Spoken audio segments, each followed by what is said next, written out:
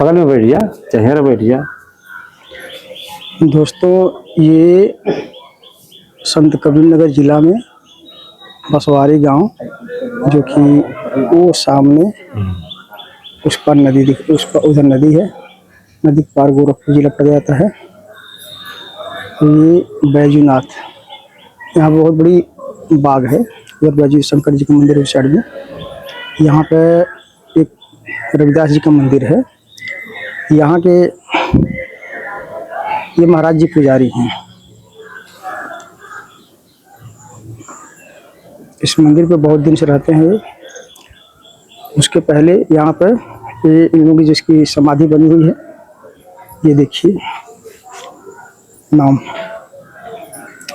स्वर्गीय बाबा बिरजू दास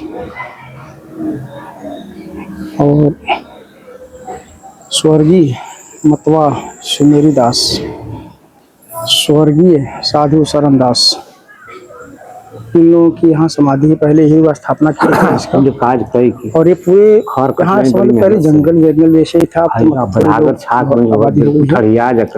यहाँ पुड़िया लोग रहते हैं। महाराज जी हैं। और बाद और अकाज कई की हम बातें करते हैं। एक दिन महाराज जी सीताराम सीताराम सीताराम सीताराम। थोड़ा बताइए यहाँ के बारे में, ये किसका मंदिर है? ये संत शिरोमणि रविदास जी का मंदिर है। ये नदी कुमानों के तट पर बना हुआ है।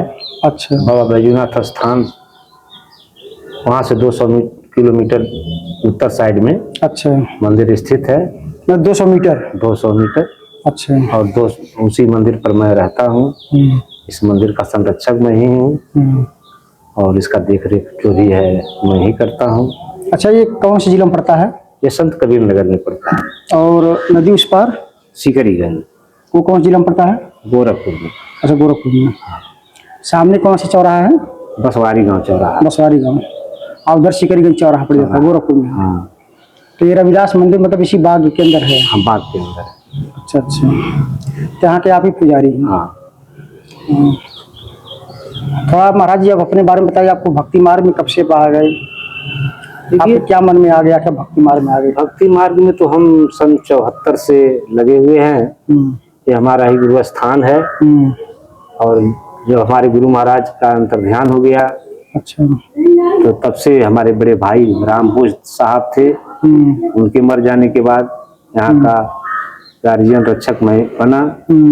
और जब से मैं यहाँ रहने लगा तब से ये मंदिर का इतिहास, मंदिर कायम है और मैं यहीं रहता हूँ। अच्छा अच्छा। ये रविदास जी का मंदिर है? हाँ। मतलब रविदास जी, कबीरदास, इन लोगों का एक ही रास्ता था? हाँ, एक ही रास्ता है। अच्छा अच्छा। जो कबीरदास जी एक लिखे हैं, एक दोहा में पढ़ा था कि चलती चक्की देखकर दिया कबीरा रोए और दो पाटन के बीच में साबुत बचिया न कोई। तो मतलब इसका मतलब क्या है? चक्की कौन सा क्या चीज है? ये चक्की, ये काल की चक्की है। एक काल का चक्र चल रहा है, 24 घंटा चल रहा है। नीचे धरती है, ऊपर आसमान है, दो पाट के बीच में जी हम लोग स्थित हैं। इसके अंदर रह करके जो लोग असली भजन किए, सही सतमार्ग पर चले, उनका जीवन कल्याण हो गया और उनका वर्चस्व आगे बढ़ गया। अच्छा अच्छा। महाराज ये बताइए, ये जो 84 लाख योनियां है, सबसे ऊपर में इंसान की शरीर है, यही एक मुख्य दरवाजा है यहाँ से निकलने का, मुक्ति का। तो हम कौन सी ऐसी भक्ति करें कि हम मुक्ति पा जाएं, बार बार जन्म मरण से बच जाएं? देखिए, भक्ति तो अनेकों प्रकार की है, पंथाइयाँ नाना प्रकार की हैं, लेकिन सही सतमार्ग कबीर साहब का है। कबीर साहब से हमको दीक्षा मिला। कबीर साहब ऐसे स्पष्ट शब्दों में लिखे कि एक गंवार आदमी को भी समझ में आ जाए। जी। तो आपका प्रश्न है, ये काल की चक्की देख कर दिया कबीरा रो, ये संसार जो है काल के ग्रास में है और काल की चक्की 24 घंटा चल रही है। और इस दो पार्ट के बीच में जो लोग सही सतमार्ग में चले, भजन किए, उनका जीवन धन्य हो गया। और ज्यादा क्या बताऊं, कबीर साहब का रास्ता इतना सुलभ है, ऐसे दुअर्थी बात है साहब का कि यानी सबको समझ में आ जाता है।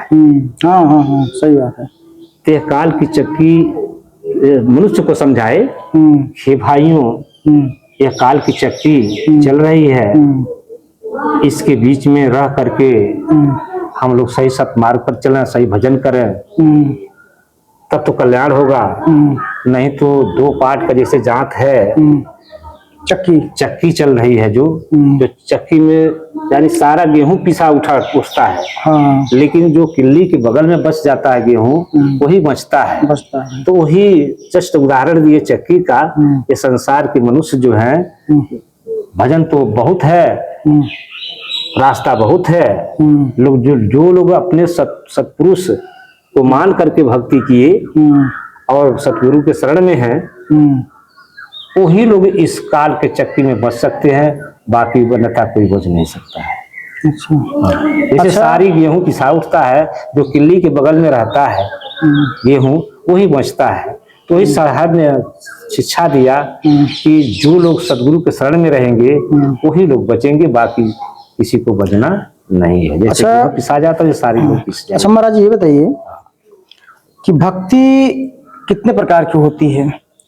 मैं सुना हूं कि भक्ति एक बाहरमुखी भक्ति है, एक अंदरमुखी भक्ति है। तो ये क्या अंदर और बाहर में क्या फर्क होता है? देखिए, कल लोका मध्य लोकाचार, सतगुरु मध्य एक विचार। जो अंदर की भक्ति है वो अध्यात्म की भक्ति है। अच्छा। और बाहर की भक्ति जो है दिखावा है। अच्छा। दिखावा बदे है। तो अंदर की भक्ति जो है, हम लोग बैठ करके आधा घंटा 1 घंटा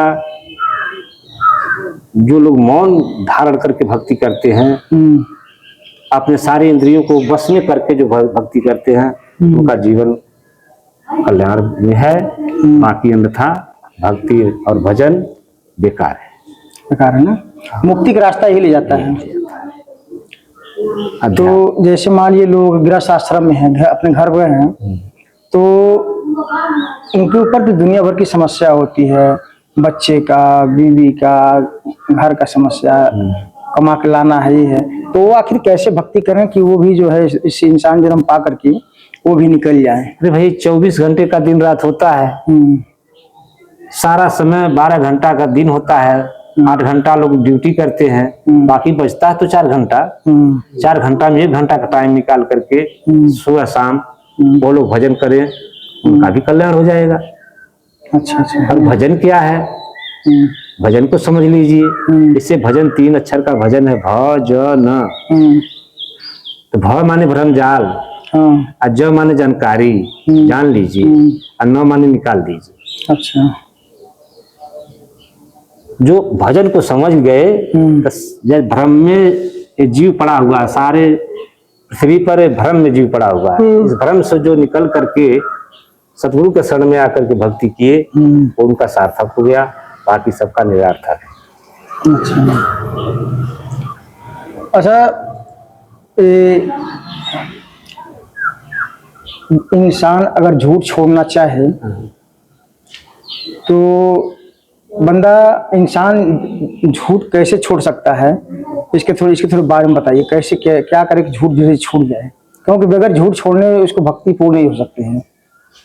जैसे साहेब बंदगी, ये मेमोरी होती है मोबाइल का, जब मेमोरी भर जाती है उसमें कोई गाना सेट कीजिए, सेट नहीं होगा। अच्छा। वैसे आदमी का दिमाग है, संसार के नाना प्रकार के विषयों से ये जो मेमोरी भर गई है,